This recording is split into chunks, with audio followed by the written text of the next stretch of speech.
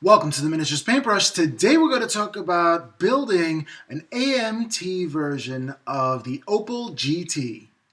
Enjoy!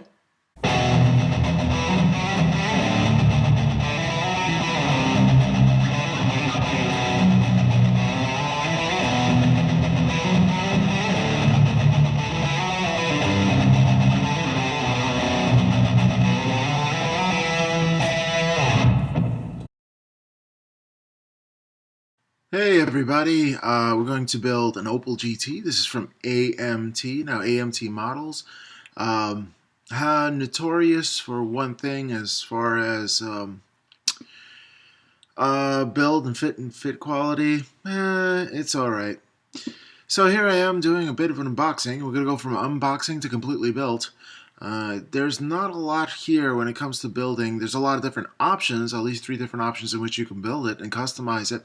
But there's pretty much 4 major steps and 4 major categories. Here is some of that bright stuff. And you got some more sprues over here for a lot of different options. And underneath you have some artwork under the cover, but there you go. Alright, let's start with some snipping. Yep, snip snip. That does not sound like a term that guys really like very much. I wonder why. Anywho, you got some snippers. Make sure the snippers are level on one end when you clip them so that you're not leaving too much when it comes to cleaning up your piece. Because once you snip an item, usually I go back and I clean it up from mold lines and I clean it up for where the area in which I snipped it. You don't want to go and gouge your piece, so this way you'd have to fill it up with some green stuff or some kind of putty in order to build it back in. So that's not something you may want to do. So what you need to do is just be careful when you're cutting it, so this way that care translates into less time you have to actually clean up. Alright, so now we're going into the build process, and within the build process you have I have clamps in order to help put pieces together, and that really helps because then it's like hands-free. And it's a lot different from hands-free driving. It's more like hands-free building, so things can dry. Now, the thing about this model that I didn't really like too much is that it fought me. It fought me every step of the way. Oh my goodness. I had to snip off male ends into female slots all the time throughout this build. So it wasn't easy. It's one of those, I guess, what they call Forge World kind of models. Because I know GW has this division called Forge World, and they say that their fit and finish is horrible, and therefore experienced modelers. And experienced modelers is what you have here to be able to do this. See, I just like file off pieces just so pieces can fit together. I do like those Irwin quick grips. I guess you can use a lot of different other ones. I do like that. They had they're the inventors of the vice grip, I think. And plus it's blue, and that's one of my favorite colors. My favorite color is purple and blue. You'll see why later on in a lot of other builds. In fact, most of my build and paint schemes surround some kind of blue or purple somewhere. I should branch out of those colors so I can grow as an artist. Okay, so I use a lot of Gorilla Glue.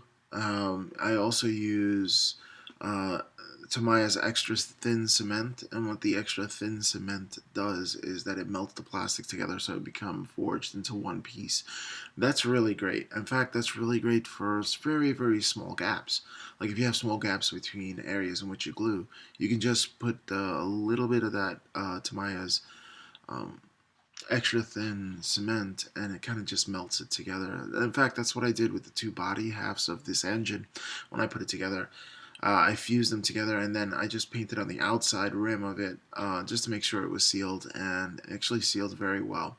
Usually what I do when I have gaps like that, I usually put some green stuff in there, and then I put the pieces together, and then I trim off the excess, so this way it's nice and flat. But this actually, helped and eliminate this step. Another thing that I use for gaps is called Perfect Plastic Putty by Deluxe Materials. and it fills in fine gaps and creates invisible seams for that purpose. Um, Sometimes modeling medium or modeling paste, Liquitex also forms the same kind of purpose. You can use it, but just be careful not to poke things at it because then it'll crumble off.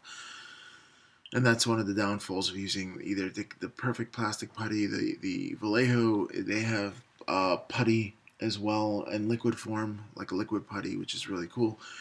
And you have, well, you can actually just weld it together with the Tamiya extra thin cement as well. So there's a lot of different options when it comes to the seams and filling in gaps. Alright, engine is coming together nicely. I build this car in sub-assemblies. What that means is that I put pieces on little pill bottles. I mean, you can put them anywhere, really. And some styrofoam pieces as base, and then I use sticks as well to hold things together. And the ease of this is when you come into priming and painting, you can actually have a surface to hold, because when you are painting a model, you kind of not want to touch the areas in which you're painting. Why?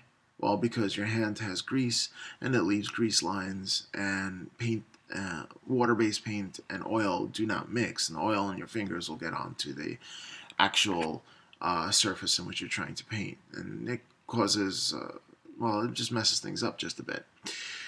Also, if you paint this soft and it's not completely dry and you hold it hard or thickly, I mean heavily, and you might actually dent the paint and actually have your thumbprint onto the model. And it's good to have your ID on a model so people can ID your model and know, hey, that's a so-and-so's model because it has this signature quirk to it.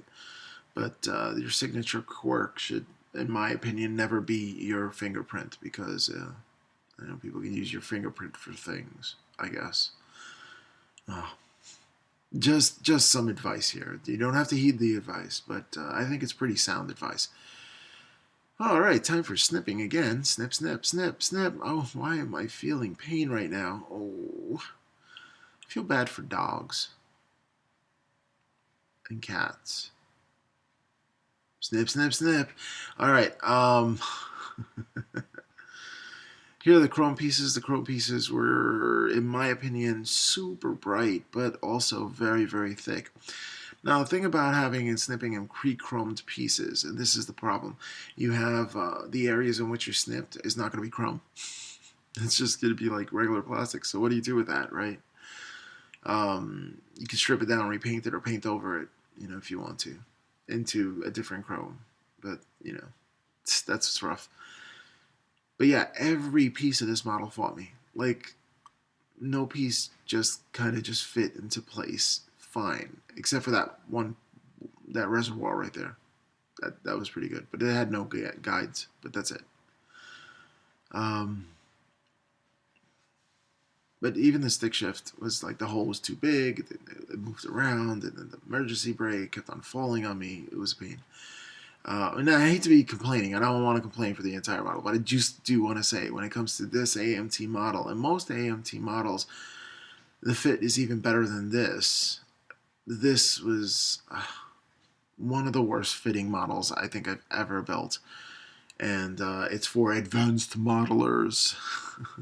In other words, it's frustrating. And advanced modelers have been modeling for so long that kits used to be this poorly made, and they just, it was part of the build process. You just have to correct all their mistakes and, go through it. But me personally, if I'm buying something, especially if I'm buying it for 30, 40 bucks or whatever it is, I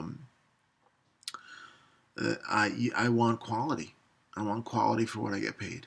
Okay, for what what I paid out. Here goes some sub-assemblies, and just some for the interior right here. And this one I'm talking about, where I put things on pill bottles so this way I can paint them easily. Okay, next up we have wheels. Okay, and what I do usually when it comes to a build like this is that I'll snip out the pieces that I need, and then put them actually on the build plan, so this way I can organize things in that fashion. I actually had a choice with the wheels, and I could have gone original, or I could have gone to these more custom wheels. And I'm telling you, with all the customization I could possibly build with this car, I definitely went for the custom wheels rather than anything else that I possibly could have. Um, so, a little bit of history about the car itself. Um, the personal history is that I had a friend in college that actually had this car, which was pretty cool, I'll tell you, because when I first saw it, I thought it was a Ferrari. Right now, using Vallejo model colors, and the model color is no model color. I'm sorry, it's Vallejo wash, and what I'm doing is going into the recesses and doing some deep lines within this tire to make it really come out. So the Opel GT was a front-engine, rear-wheel drive car, so it was like a sports car, manufactured by Opel, which is a subdivision of, well, I guess Buick. Yeah, Buick came out with this, or GM, I should say. And GM line in Europe was called Opel. The first generation Opel GT came out in 1968, which makes it pretty much a classic in my opinion. And a lot of people said that it kind of looked like a Corvette, but when I first saw it, I thought it was like an old school Ferrari. Um, Now, the Corvette for the similar style came out in 1968 as well. So, there's definitely some similarities. I don't know if there was some parts bins between the Corvette and the Opel GT, if there was any kind of swaps. Um, but, this reiteration actually came out again. The second reiteration came out in 2007, where they came out with a Saturn Sky and the Pontiac Solstice, also a two-seater convertible with a very small engine. Now, some people used to hot rod these cars out and actually put a Buick engine in there. Can you imagine a V8 in a small little car like this? I mean, it's just ridiculous. Um, but no, this one, the original version, had a 1.9 liter engine and had about 83 horsepower, which is not a lot, but then it's a very small car and a very light, very, very light car. And then there's no excess. Like, I remember my friend, Greg, actually, his name was, Russian chap that I met in Long Island University. He actually had to pull a lever which flopped the light system over to the right, so nothing was kind of mechanical. Here I'm checking out the backlighting system, the custom or the original. I went original, which is the one to the right that kind of pokes out for this build. I just thought it would look appropriate. So yeah, the Opel GT, it was a steel unibody front-engined rear-wheel drive layout. I had pretty good weight distribution front to back, which is pretty cool.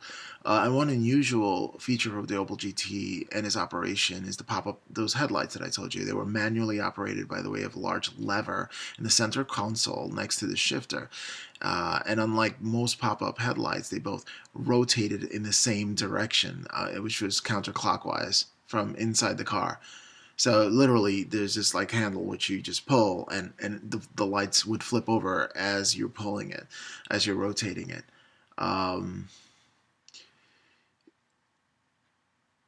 Like usually, it's really hard to pull those lights because it's manual. And some people used to say like, you can always tell an Opel GT like driver because they have a stronger right arm than a left arm because of trying to actually flop over the lights all the time. Um, but I thought it was neat. I never seen anything quite like it. Um, Now, in North America, the GT was sold here at Buick dealerships.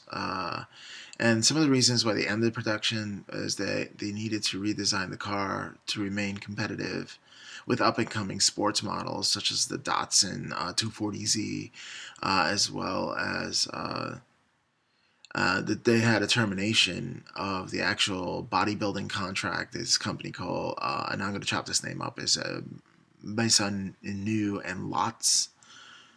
But it was pretty popular. I mean, Automotive Magazine wrote in track reviewed the GT in 1969, and they recorded 0 to 96 kilometers per hour in 10.8 seconds, with a top speed of 182 kilometers per hour.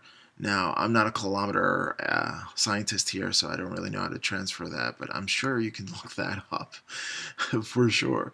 Um, yeah, actually, if it was on TV, this car in 1969, there was an Opel GT, which Agent 86 drove, a Maxwell Smart's car. Maxwell Smart comes from the TV series called Get Smart.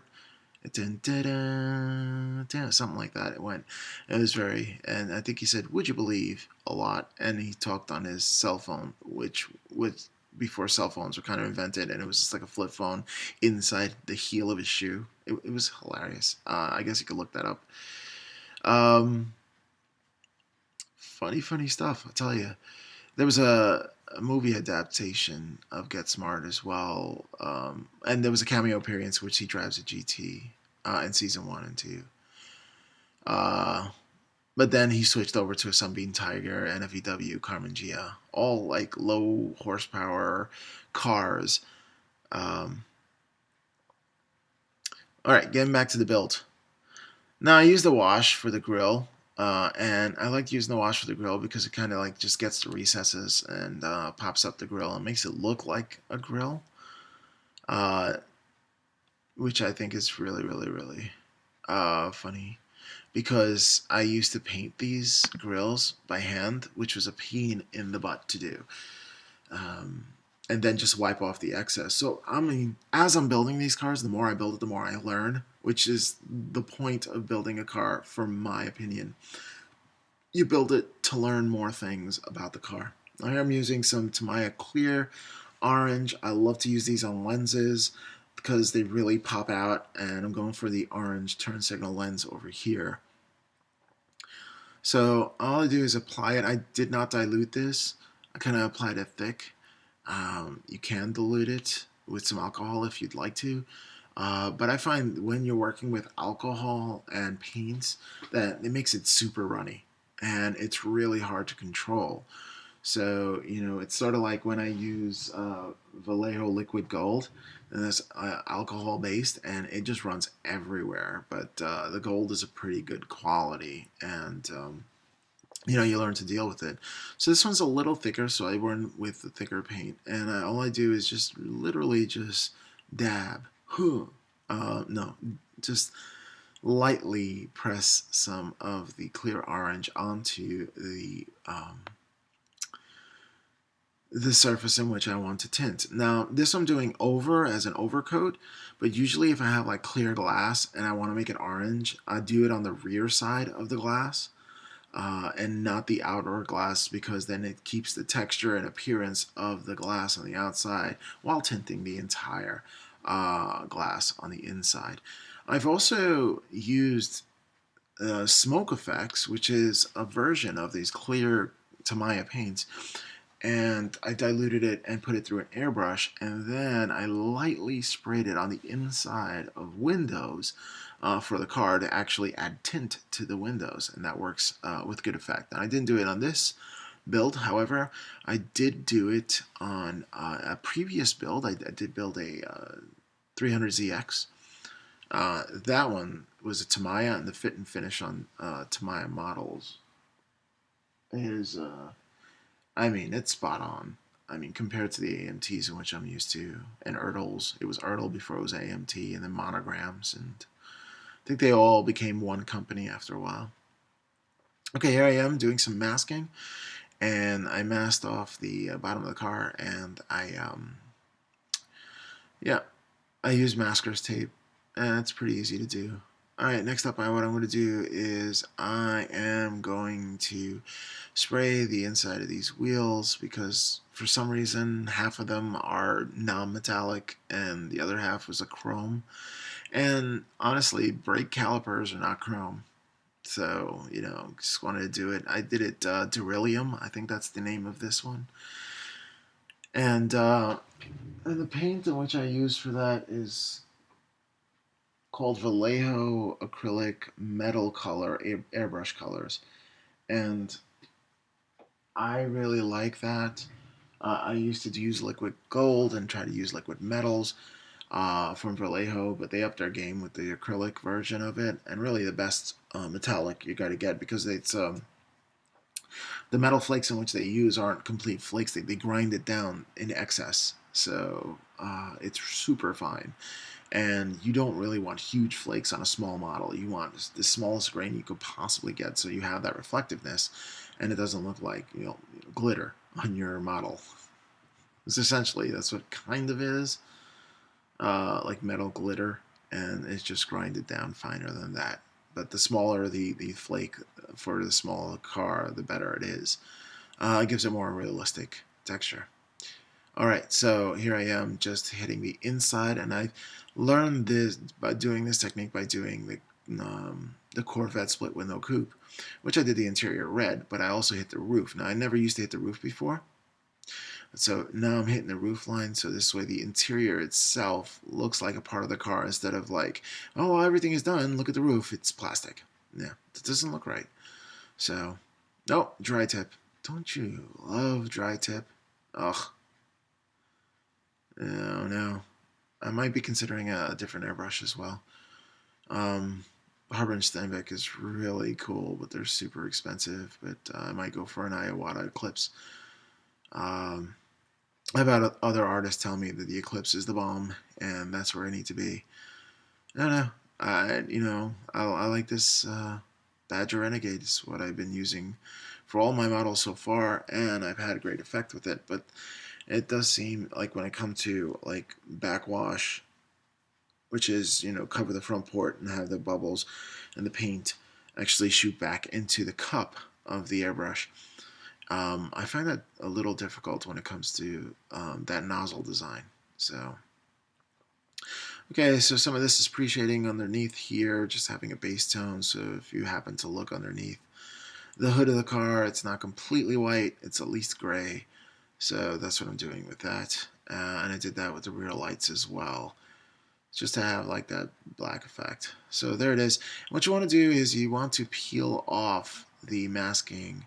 I give it 2 minutes before it's completely dry to take this off, because what happens is with masking, and I learned this the hard way, if you let it completely dry with the masking tape on, well, that tape kind of bleeds into it absorbs it, because basically tape is like a paper product, and paper absorbs any kind of liquid.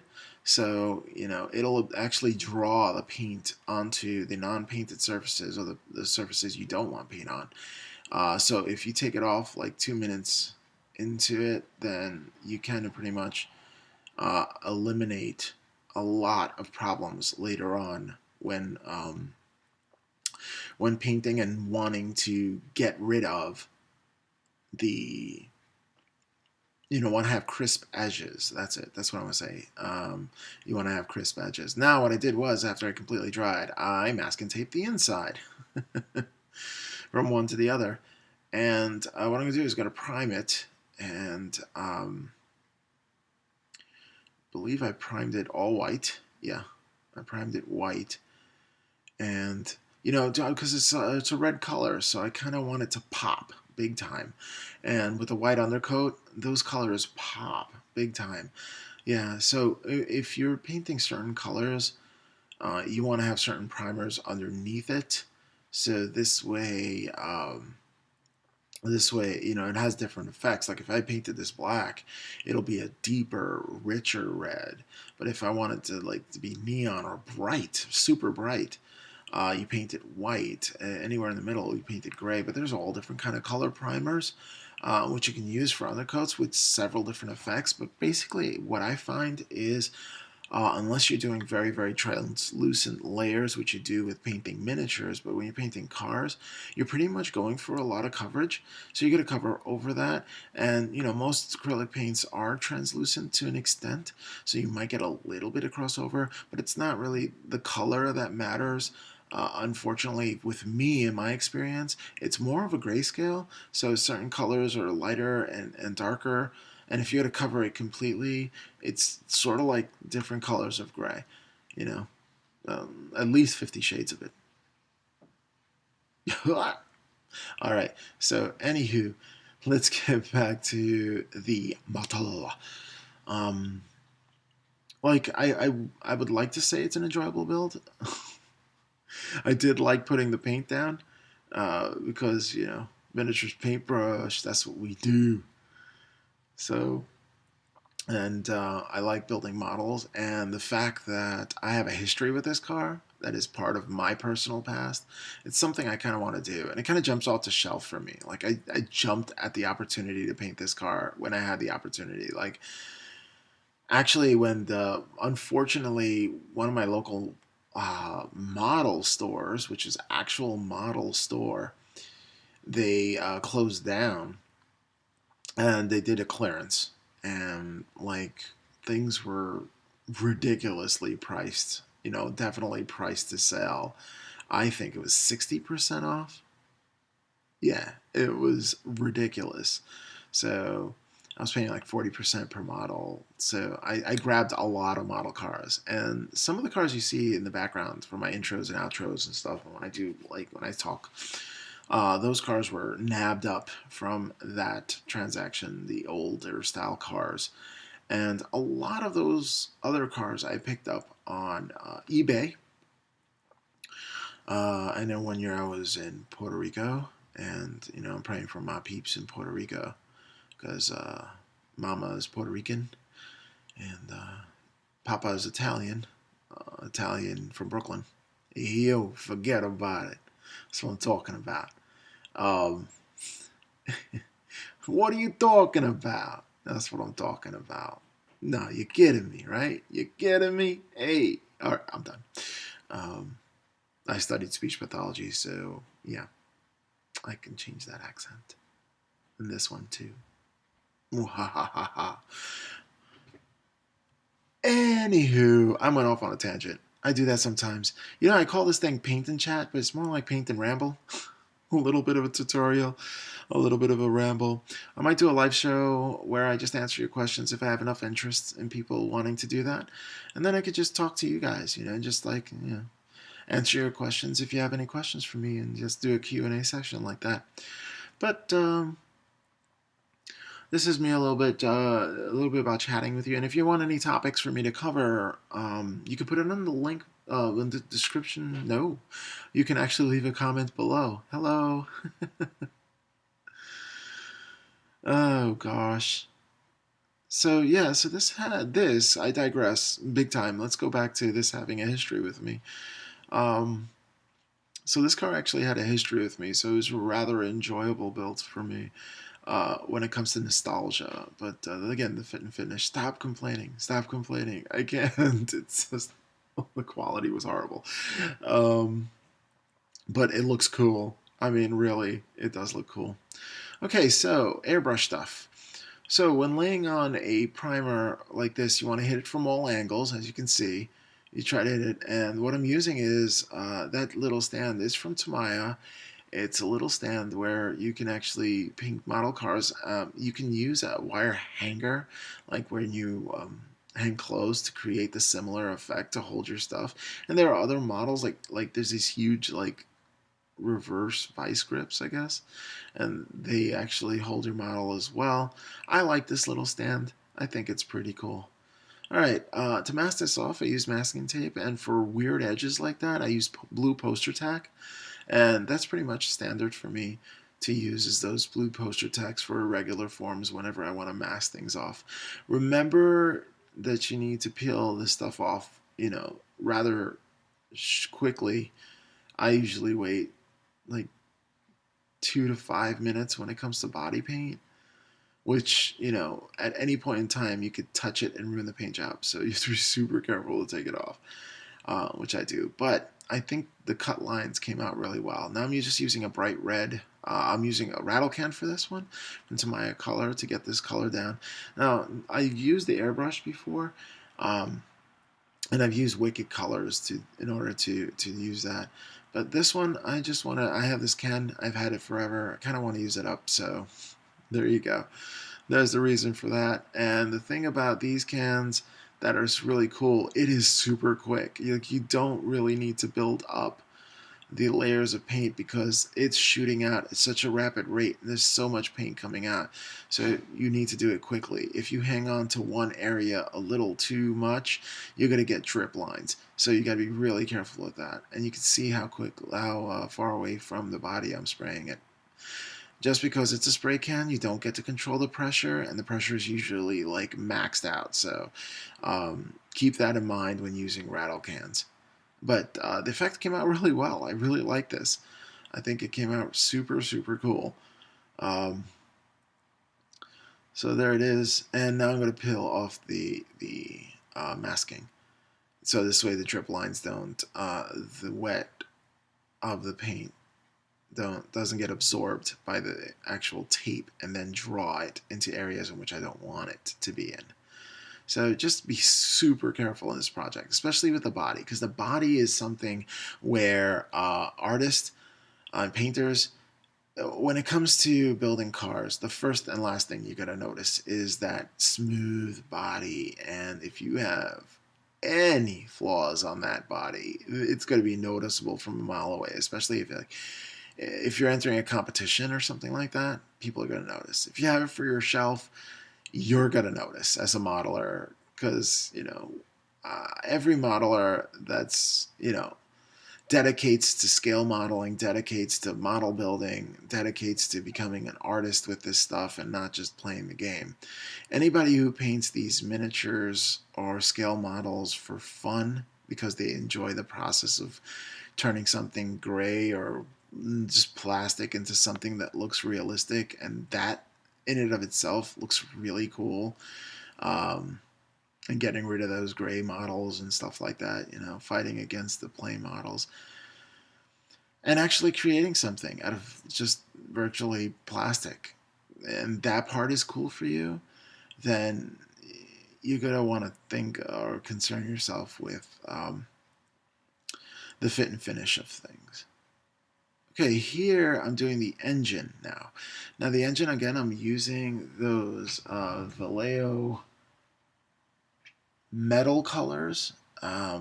Again, beryllium, because I do want to keep that theme throughout. And I didn't use a glove on this one, so I'm painting all over my hand. A little bit of freehand here, just trying to get the pieces together. I'm not too concerned of it because what I was going to do is, like any overspray that I get, I'm going to use glaze. And I'm going to glaze a primer onto it. So this way it looks like, a little bit of chipping and stuff, which is very common for underneath of a car to have some kind of chipping and stuff. So yeah, I'm not too worried about the overspray as much. I was just being as careful as possible. Right. So I'm doing metal color over black, which when you're doing any kind of metallic, you want to do it, well, not any kind, but when you're doing a silver metallic, it looks just so much better when you have like those undertones of black or a black primer. Again, using different kind of primers underneath different kind of paints comes out to different effects. When it comes to metallic, black is the way to go as an undershade, and just really makes it all pop and gives it dimension, because a lot of the metal colors are translucent, and if you're diluting it for it to go through an airbrush, you're going to need several passes to get the coverage. But black, for some reason, really makes the silver pop out and really looks well. Like you see, I only did like one coat in order to get that effect. So here I am. What I'm doing is just glazing. Using glaze medium with some of the primer, actually, so this way I can have that ultra flat self-leveling properties within it, and it covers up the gray areas, and whatever's not, since it's translucent, you gotta see little spots, and little spots look like little almost chips or road grime, and I think it comes out with a really good effect, so I'm not worried about it. So these builds with the cars are usually a palette cleanser for me, because I mainly paint scale miniatures, fantasy or sci-fi kind of miniatures, and I really like those. Um, and you know, I don't want to burn out, and I did a pretty large project for me, which were 15 models, and for an army, and I was feeling it at the end of that build. So I wanted something different, so I'll build a little terrain, I'll build a model car, um, a whole bunch of things which I built. And and I usually do that. I'm also experimenting with Reaper Bones. I like Reaper Bones because if I want to start something, if I want to actually, learn a technique or something like that, I do it on a Reaper Bones miniature, which costs like $2 maybe, um, or $3. And I can really experiment with those kind of miniatures. And then when I get into the really expensive miniatures, like Games Workshop miniatures, which are considerably more, maybe $10 to upwards. I mean, some of the models they like $30 for like a little miniature, one miniature, where for $3 you can get a little miniature from Reapers. I mean, that is a hefty change in value of money. So, if I'm gonna try something new that I might mess up, I'd rather do it on the $3 miniature. So, I like to paint a lot of the Reaper Bones. In fact, I have like 7 Reaper Bones, 6 Reaper Bone models and one metal Reaper model that I'm going to paint up next to my series before I go back to my Space Wolves, just because I want to vary it up. And I do have a Space Wolf army in which I am amassing, although I'm not quite sure why I'm amassing this army because I really have never played Warhammer 40K before, and I have the books and stuff like that. And I have the new Primaris kit, um, but I've never played it before, and I'm not even sure if I'll like it or the game style or how it's gonna play or anything like that. But let's be honest, I'm not in this for the game. I'm in this because I like to have cool miniatures in my case, and I like to bring it to the game shop, and people like, ooh, ah. Then I try to use it and fail epically. But there you go. I mean, there you go. My enjoyment was from the painting. So when it takes me a long time to paint something, I think I'm getting more value for, I mean, time of enjoyment per dollar that I spend, kind of thing. And so yeah, I mean, I paint a whole bunch of different things, all the different models from different model lines and different ranges, and um, I don't want to be one of those model hoarders, which I can say that, but then you look at the backdrop that I have, and as I build boxes, I get rid of them. Actually, I have a cork board to the right hand off camera, and I usually when I build something like a box set of something, I cut out the front cover of that box set and I post it onto this huge corkboard that I have mounted on the wall to the right of me, to your left if you're watching me on the video. And I never put it up. Like, I really do need to go through this studio and show you my studio again. I did show you my studio when I did organized bills and like how to organize your work area. I did a video on that. But I've since revamped it just a bit. So I should do that. I am going to have a channel update coming up at some point because I've been saving for 2 years now to get a better camera, even before I did the YouTube thing. Before I started this channel, I wanted a new camera because my old camera, it was limiting. Where I like to do some trick photography, another one of my hobbies, and play around with lighting and opening up the aperture and getting certain kind of effects with that. And the camera that I use, I have a DSLR to film these videos, which I use and which I've used exclusively, but it's one where the lenses do not change. It's a fixed lens, which works to good effects. I mean, I'm shooting in 1080p straight always, and you know, except for like the first video I think I shot with my smartphone. Now, ever since then, I shot with the 1080p quality with DSLR. So now I'm just gonna go up to I'm looking for a Canon Rebel T7i, yeah, with the video producers package, and that has a mic quality, because what I've been doing is using a mic and then muting the sound that comes from the mic of the camera, because the mic of the camera that I currently have really is, it only comes out of one side of the ear. That's why a lot of my videos have, when I'm speaking, it only comes out one side. It's because that camera that I'm using really needs an update, and when I get the updated camera, that's going to resolve that issue. I really hope, I'm pretty sure it's going to resolve that issue, and I'll have stereo surround sound constantly, and I'm having a Rode mic, so it should really, really improve the sound quality. Not that this blue mic that I'm using right now isn't pretty good compared to what I did before, but that's a vast improvement, this one here, and I really do like it. But that Rode mic is supposed to be quite amazing, and I hope that it works out to that effect.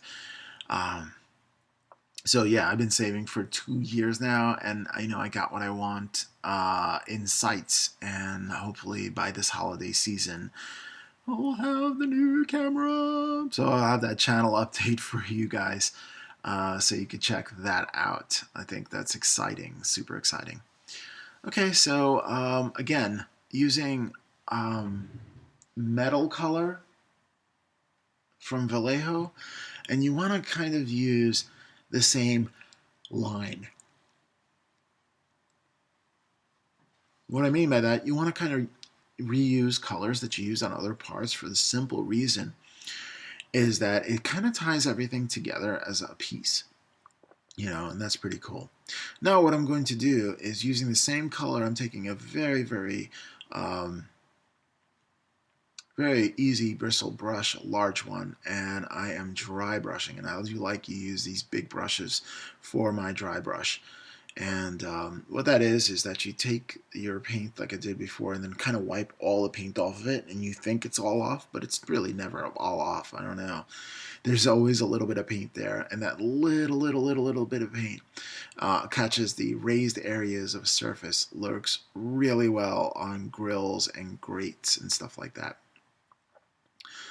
Now just putting some accents onto the front piece, or the top piece, I guess. Is it carbureted?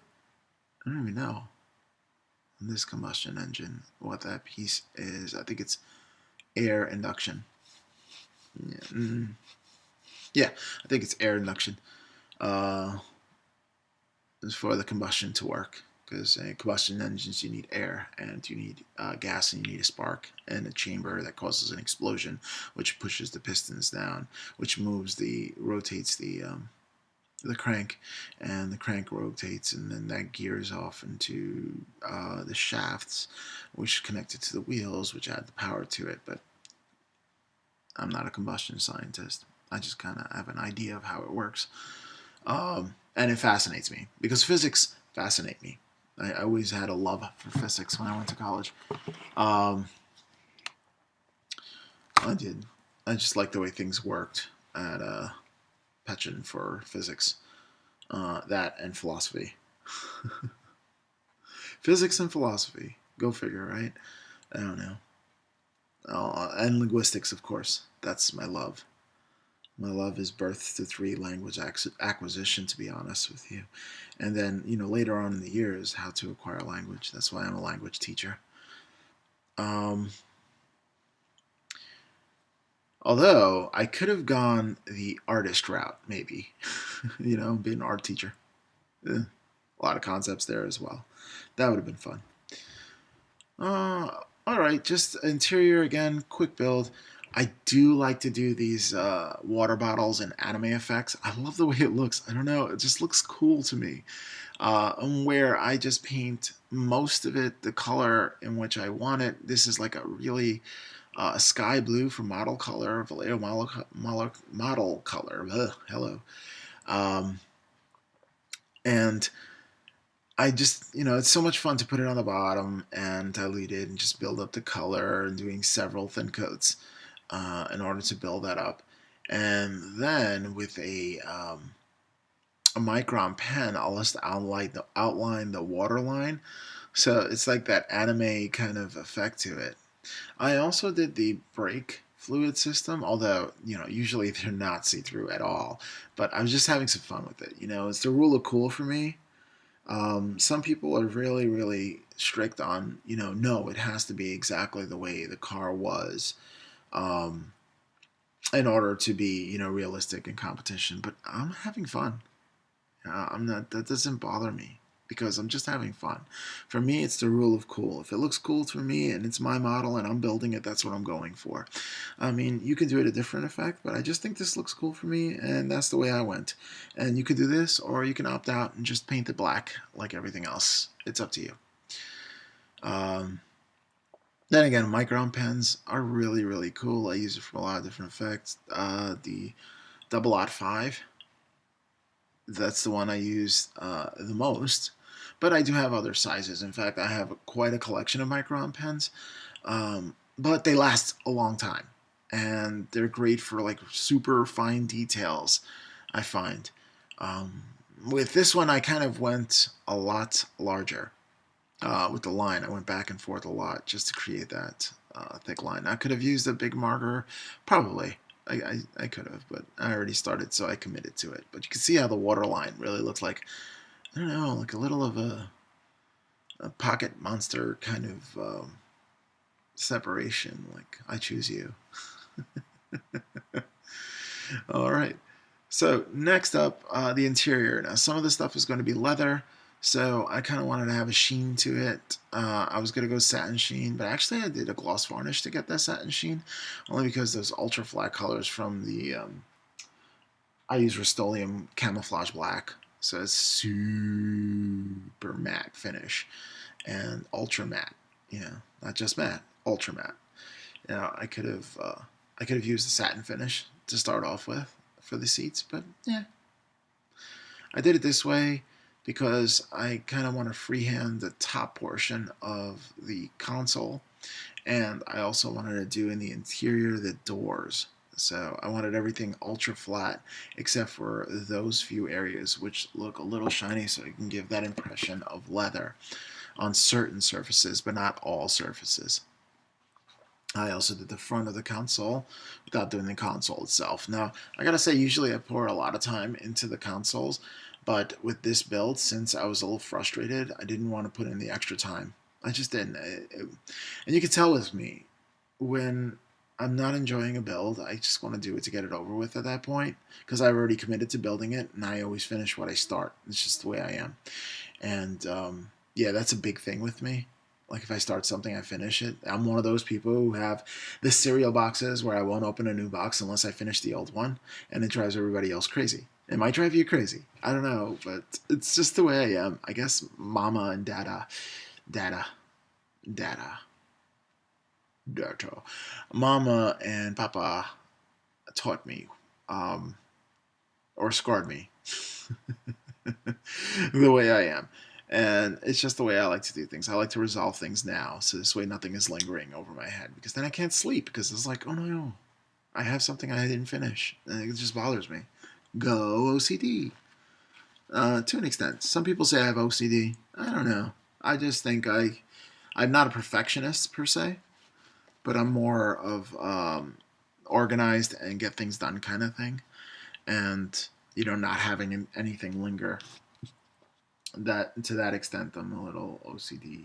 I would call that. But I don't know if I would add D to the OCD. I don't think it's a disorder. I think it's more of OC OCS, obsessive compulsive superiority. That's right, you OCD people. Change it to an S. Oh, yep. I also did the back rack. I don't know why I want to make that leather, but I just did. And so there you go. Really cool. All right, now these lenses in the back, I was kind of bummed that they were red already. I didn't want them to be red because I could, go in there and, paint different effects. But since they were red, excuse me, what time is it? 6 o'clock in the morning? Okay. Since they were red, I had to paint over the top of it. I never liked the way that kind of looks because it kind of looks cheesy, and I haven't come up with a way that it looks cooler than that. So, hey guys, if you have any suggestions to paint red taillights and put an orange in the middle of that taillight, let me know in the comments below. I mean, that would be cool to know myself. I'm learning about that. This is the way I do it. I don't know if it's right, but it's the way I do it. And so what I do is I just kind of start in the middle and kind of work my way around because this is a recessed area, so the paint is going to want to pull on the edges. So you just have to be careful not to go over.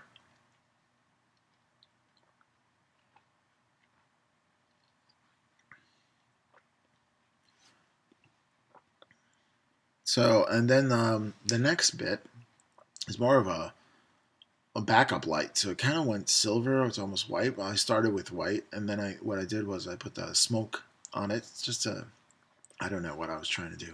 Trying to not make it look like a white dot. There you go. That's it. Just try to add some color variation to it. So it'd be more silver or grayish. So that's what I did when it comes to that. I think ultimately it came out pretty cool. So I'm not hyper worried about it.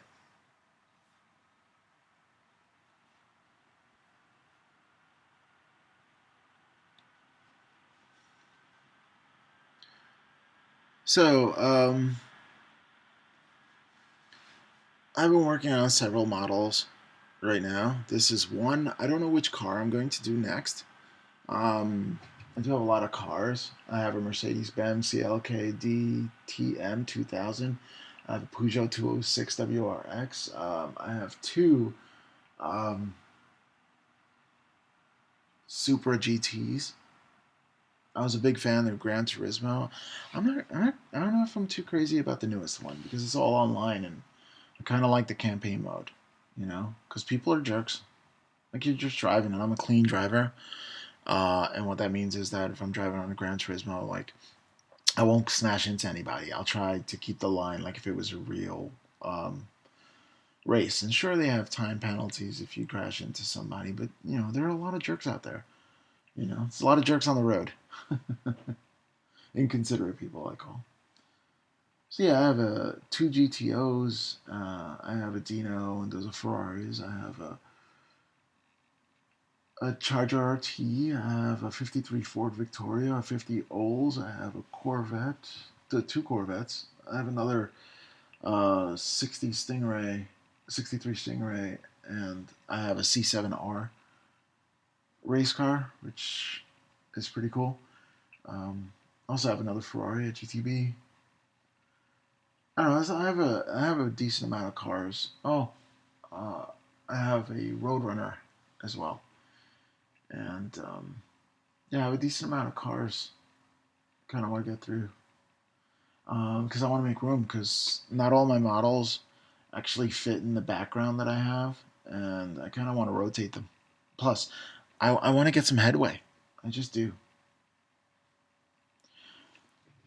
When it comes to making these models, especially because I backed the Bones 4 Kickstarter, and I have the Bones 3 Kickstarter as well. So my goal is to have all the Bones Kickstarter stuff done by the time the new Bones Kickstarter comes in. So there's a lot of experimenting, and I'm going to do quite a few Bones miniatures on this channel, as well as the GW stuff, because and privateer press stuff, because I do have like a Trollblood army as well that I tend to. That one I actually play because there's a meta community where they play that in this area. And there's a 40k community too, but I don't know if I've seen them, and I think some of the people in my other meta actually play 40k as well, but I certainly don't have enough points to play that game. That means I don't have enough models to play that game just yet, and 15 isn't nearly enough to play that game. Guess I can do a Shadow War Armageddon, but I don't know anybody who plays that in this area now, although I have the book. So I guess I could just, pilot a game, but I don't know how to play it myself, so, I need a couple of practice games. Back to the engine. Yep, just putting on some of the black pieces. Again, I had to shave off all the male ends in order for it to fit appropriately because very few items fit. That one did. The one fan. Terrible example, but everything else, like the belts, didn't. For sure. Neither did the oil pan, So, here I am, just piecing together all the pieces. It's time for build. All the painting is pretty much done. So, I did use non-oil to have like oily effect on the engine, which I brushed in, and that came out pretty well. Oh, I'm sorry about the people walking upstairs. I'm in the basement, and sometimes you can hear it when people walk upstairs, but hey, I mean, what are you going to do? People are up. So, I use an X-Acto blade sometimes to push things in area because my thumbs are really thick and very clumsy as well.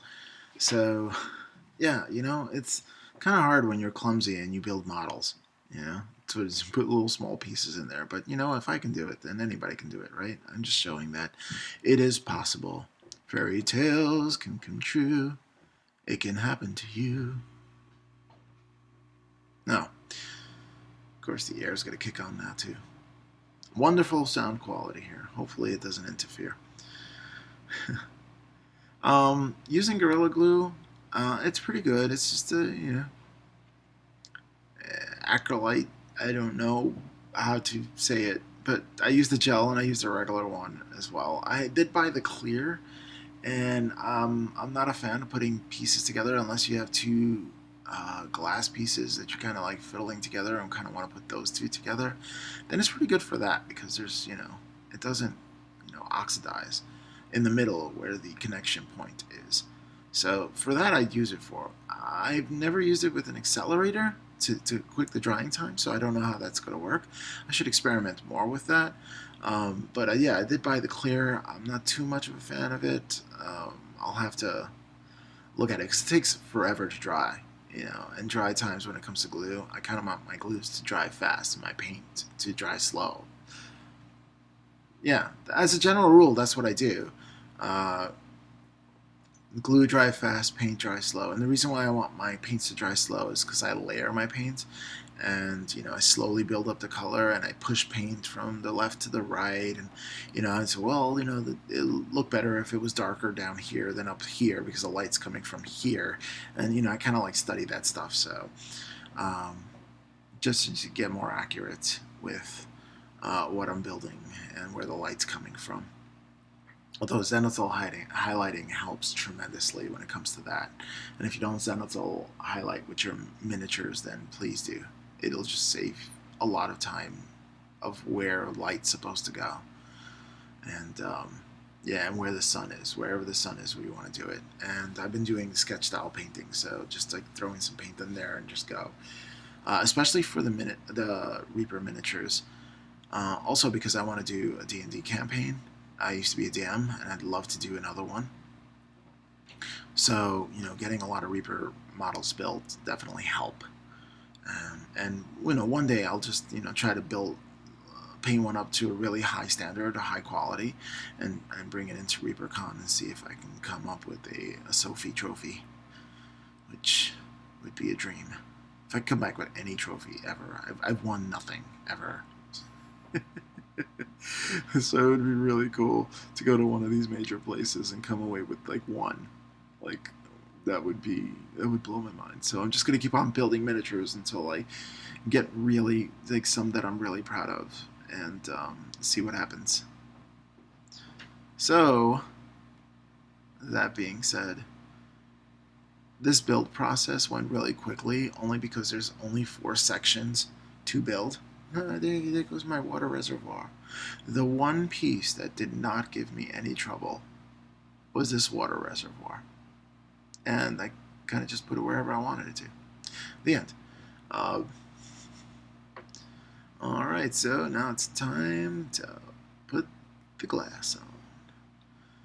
Then what I did with the glass, kind of dropped it in, and of course it went in wrong, so I had to move it, and move it, and move it, and fiddle, and I fiddled some more, and some more. Come on, get it back and fiddle some more. Yeah, that's right. I want to get it even.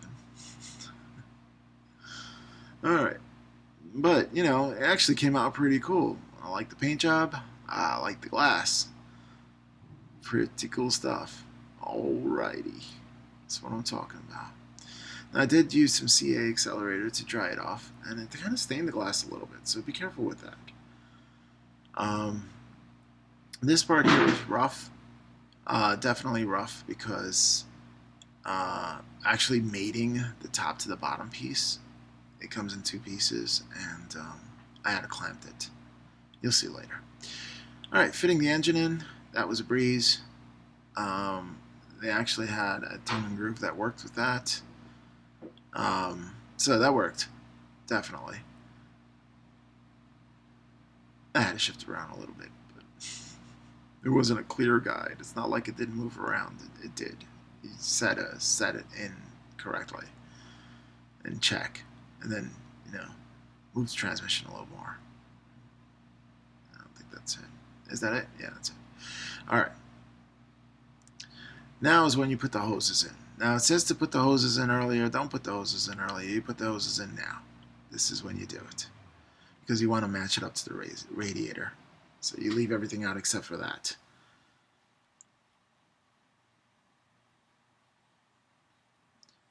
So I'm using a tweezers here to get this in. It's kind of rough. I do have videos playing in the background. I put YouTube on, and I just build with YouTube in the background. I have podcasts too that I listen to, and it's fun because you're in the basement, and you know everybody else is kind of upstairs doing their thing, and you're doing your hermit thing. I guess that's what I call it, the hermit thing. And I'm building for several hours, and you know just enjoying myself, and you know kind of want to have somebody there with you, you know, because painting with somebody else is pretty cool. In fact, I might have a I'm really toying around with the idea of making a class, right? And I don't know about filming the class, but actually having a class in my local game shop, possibly filming it, and then bringing it to you and see what that's like and how to set a class up. And if you ever, you know, if you're a semi-accomplished painter and you know you want people to paint your models in your game store, it behooves you to teach them how to paint models if you're a painter, you know, because then you're paying it forward to them, and all in all, other people are going to have less gray models. You know, people just don't want to paint because it's too hard, and they want to paint to a standard. Like a lot of people want to start painting and have awesome quality miniatures with their first miniature. Now, if you see my first miniature, like I mean, like I literally burnt it, like I set it on fire, and heated it that much. I did. It's awful. Like it needed to not exist on this plane anymore. I had to eradicate it. You know, couldn't breathe the same air, couldn't occupy any space whatsoever. So I had to completely destroy it in flames. If you look at Uncle Rob's videos on Facebook and YouTube, yeah, it's pretty much you get some gasoline, yeah, and then get some gasoline.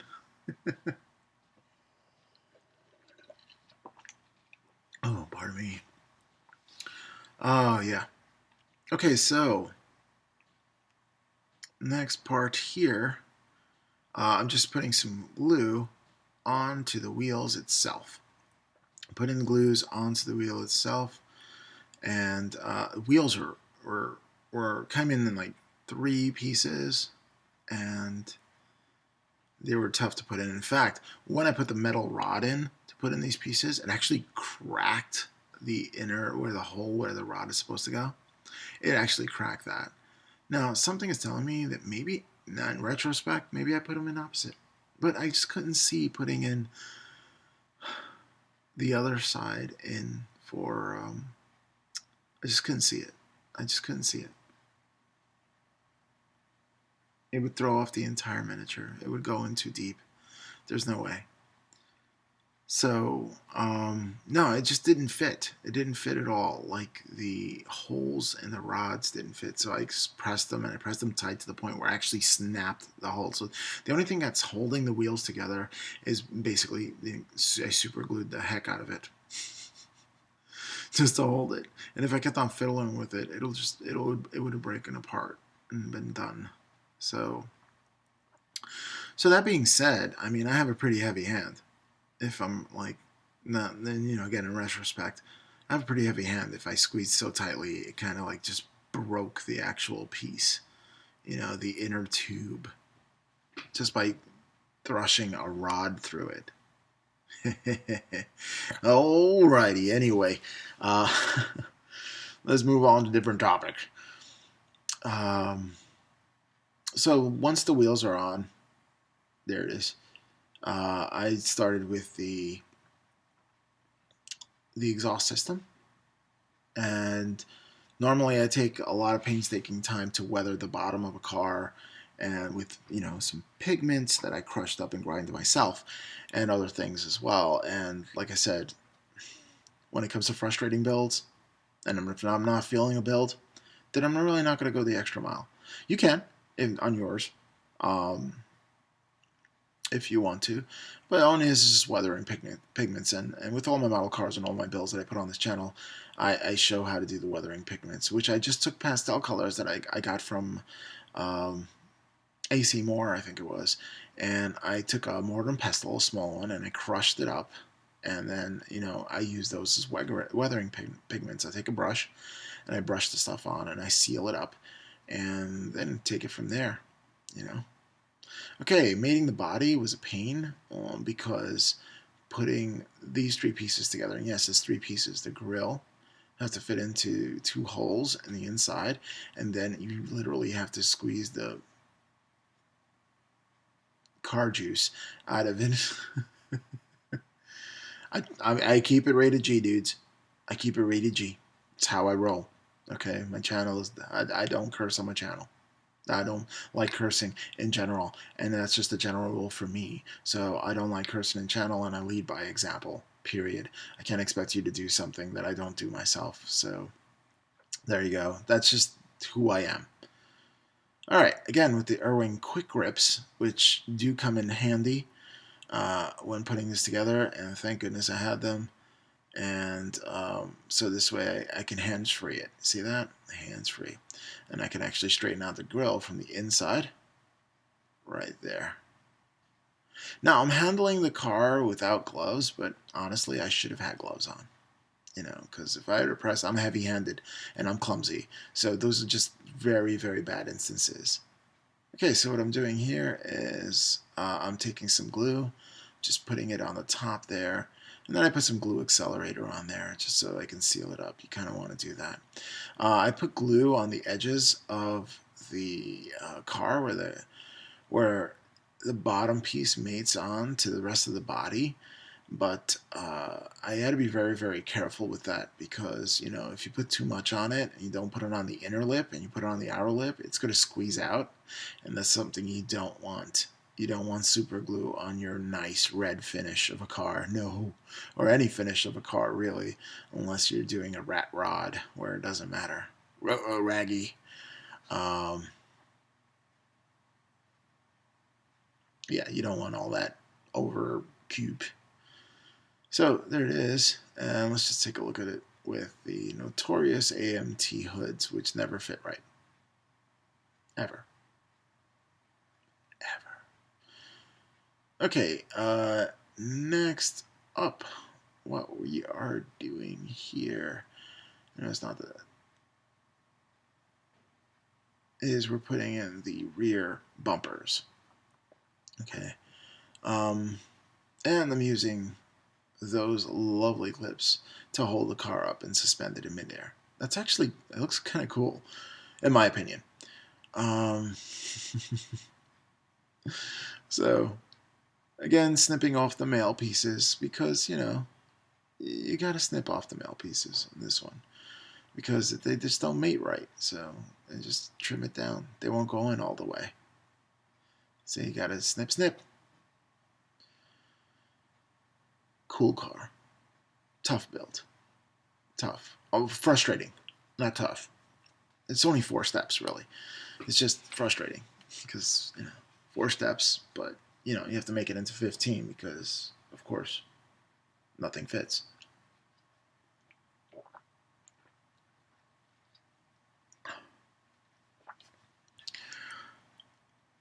And everything lined up pretty straight. I do like the custom wheels onto that. It looks so much better, in my opinion, than the OEM rails. And there's the back of it right there. All right, next up, we take these Micron's brushes. These are brush pens, which I always wanted to try out. So, and they're ready to go. You just open up the cap and you start brushing them. And what I'm doing is I'm brushing on the signal lights. Now, I could have done this in a different way, but I wanted to try this brush out. I wanted to see what effects it has. And usually with builds like this, I always want to try something new on every build that I do. I always want to try a new technique or possibly a new product. And I always want to do that. Sorry about that. And I always want to do that with every single model. So this way, as an artist, as a hobbyist, I am progressing in some point, some manner. The worst thing I feel I can do is stay stagnant when it comes to model building. I always want to kind of improve. Okay, here I am putting a clear smoke tint to these rear lights. I was hoping to get a silver kind of effect to it. I mean, it's not terrible. It's just, it could have been better in my opinion. Again, when it comes to pre-red lights, what do you really do to put signal lights on there? I guess you can get different lights. I guess you can get a clear piece and put it on top of the piece and then put the color underneath. But I mean, it looks very similar for that effect. It doesn't look as realistic. All right, time for bare metal foil. Guys, if you scale model cars or anything with chrome and have never heard of bare metal foil, you gotta up your game because this stuff is amazing. Yeah, absolutely. You take it, you cut out the piece you need. Always cut out more than you need because it has to wrap around and conform to whatever area it is that you want chrome. Okay, and then what you do is it has an adhesive side. You pull it off like a sticker. You take your cotton swab on a stick. That one I'm using a Tamiya one, but you using your regular Q-tip kind of thing, you're good to go. And you kind of just press it onto the area you need. And then what you do is you take your X-Acto blade and very lightly you go around and cut the foil around the area, and you peel off the excess, leaving behind a completely even and chrome piece. I mean, bare metal foil is amazing. It works so well, and I love it. I do love it. So I use it often. Again, I didn't want to go overboard with this car because I kind of wanted to get it done. I don't know what's going on upstairs, but people are up now. It's about 7 o'clock. Alrighty. So, next up, you cut this out right here. And, I mean, I think it came out pretty awesome, in my opinion. Just taking my time and cutting it out. You have to be really careful, especially with a finished paint job, only because, you do not want to scratch your paint job. You're actually holding something super sharp in there. That's why you need a brand new blade, would help. And you're just lightly going over the foil. And it comes out pretty cool. Definitely. Just be gentle when you peel off as well, slowly. And what you're left with, I'll try to get in a little closer and just get the Q-tip and kind of press in any areas that lift it up.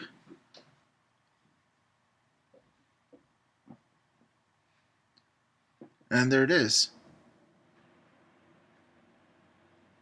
Nope. I think somebody's taking... Oh yeah, someone's taking a shower upstairs. Sorry about that. Or vacuuming. I don't know.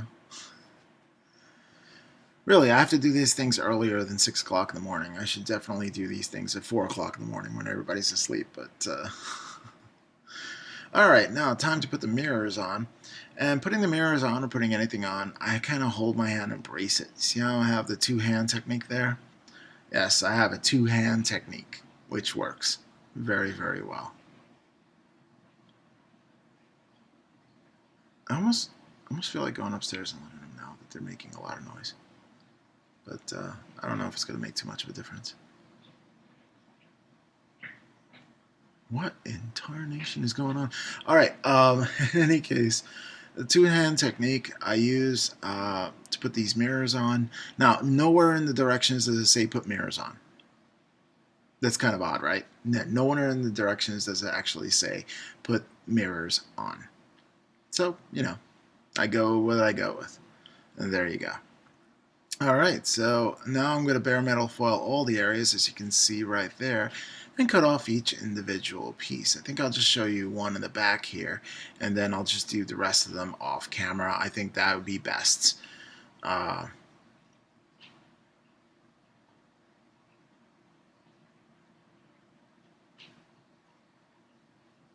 Yep, pretty cool stuff.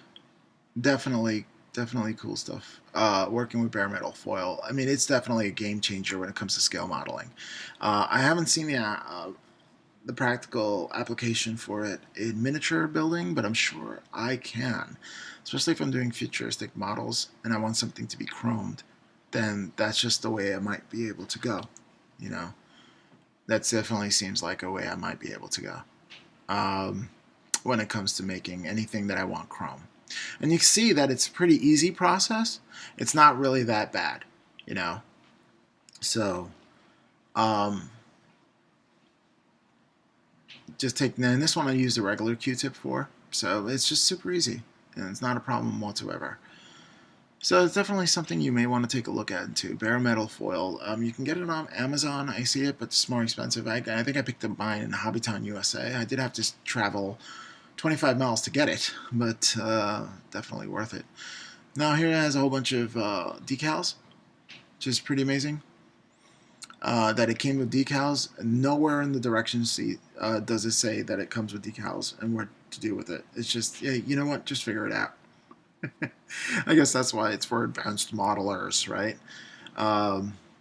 But yep, that is the case. So what I'm going to do is just put a license plate on it. And what I do is I dip into water and then I take out the microset and microsol. And one conforms to, you know, irregular edges, and the other one just sets sets the decal in place. And I have a lot of success with these two products here from Scale Industries, which is pretty amazing. And I have other things like their satin stuff and all this other kind of stuff. I've never used them before. Some people don't like them, but you know, like again, if I'm going to use any of these things and try it on something new, I have plenty of Reaper bones to go down that route and try some stuff with. So, there's that, which is fun. So now what I do is I pre-wet the area, a little bit of water, a little bit of the set, right there. Again, dip it into water, get it in, and just so I can soften up the decal. It's not as rigid. And what you don't want is air bubbles to come in. Like if you do have an air bubble in a decal, what you want to do is, you know, take a really super sharp Sharpie blade and then just like lightly cut a piece of it and then put some micro sol in there and kind of like flatten it out so you can get the air to escape. So air bubbles are the enemy when it comes to decals, but not the end of the world. Now I'm going to post this model up, or hoist it up a little bit so you can see, or at least I can get a good angle so I can put the license plate down. Hopefully you can see it. And all it takes is to transfer this over and then straighten it up, and then you're done. Very simple, right? So I use a brush to do that. Sometimes I use tweezers to do that. But then you pull that out, and there you go. And you straighten it up. I think I straightened it up with tweezers off camera. But that's pretty much it. I'm pretty much done. So what I'm going to do is I'm going to go over, and you're going to check out all the finished photos. That's always fun, right? All right. Well, thank you so much for this build. And this is one of many. I have other tutorials coming up and plenty of things to build.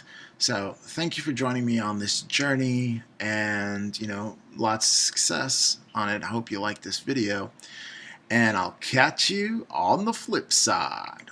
Peace.